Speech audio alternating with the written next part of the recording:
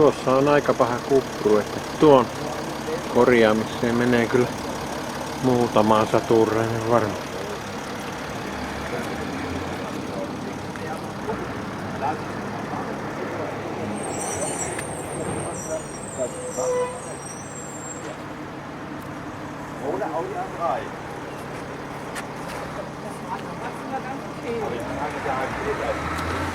Kilometrit kyllä Dassin mukaan piti paikkaansa, 137 000.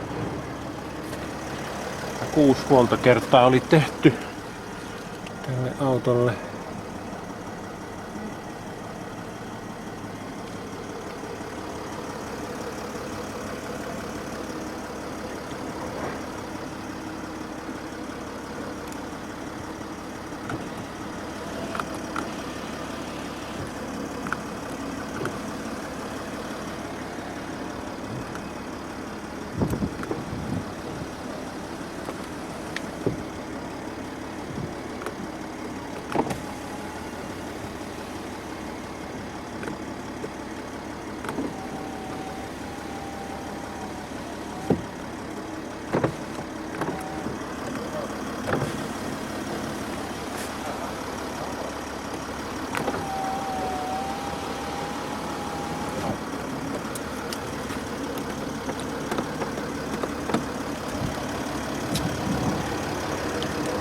Erittäin siisti peli muuten, mutta tuo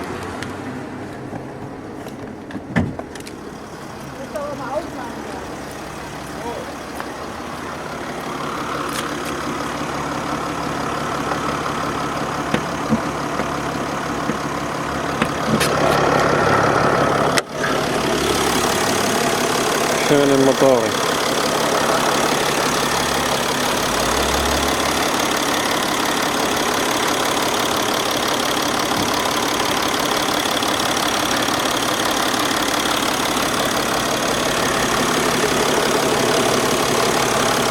Siellä on jo vähän emäntä puhuu, että pitää nauhoittaa, kun nauhoittaa se kameraan pelaa.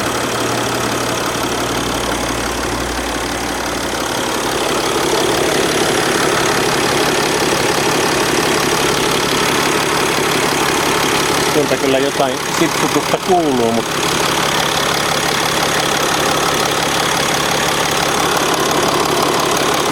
ei nyt mitään epätervettä ääntä kuitenkaan. Tuolla on jotain nestettä tuolla pohjalla, mutta mitä se on?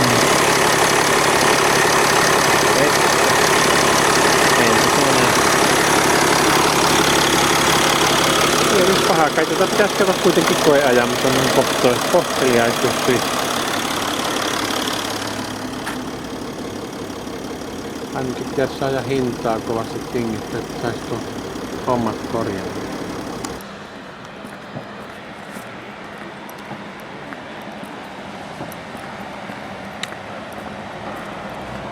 Sumuinen aamu saksalaisen autoliikkeen pihalla alkaa.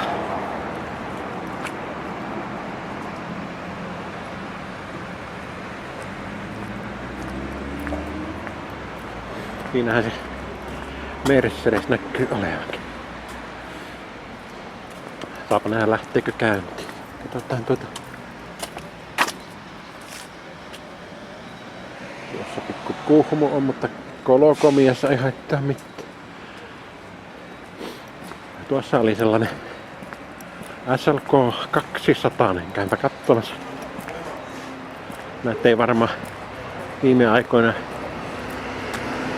ei ole kovin moni käynyt kokeilemassa. Kas kun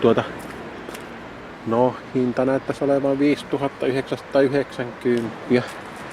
Mutta siitä vaan päättelin, ettei kukaan käynyt vähän aikaa ihailemassa, kun tuo lukiverkko kasvanna tuohon kahvaan.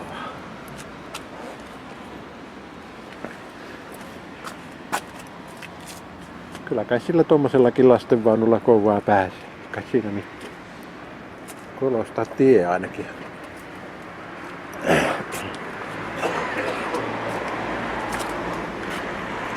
Kai siinä kyllä täällä monenlaista pirssiä on. Mikähän liian tuo, onko tuo A vai B? Sitten yksi väykkö. Väykkykään ei kovin kallis ole ennen. 3000 ja vähän päälle.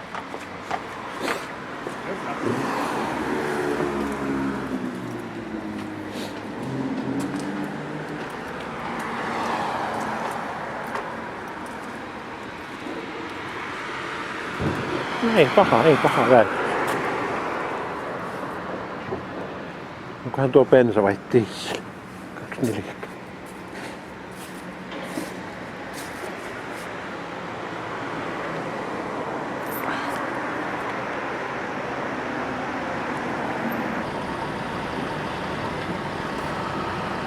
Aamulla 15. päivä marraskuuta.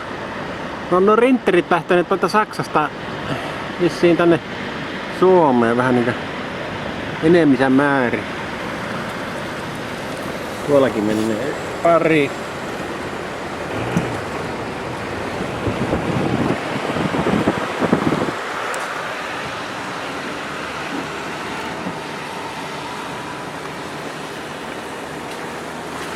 Tuolla tulee lisää tuolla perässä. Osa on vissiin Volkswageneita, mutta mikä ne on jotenkin samoin.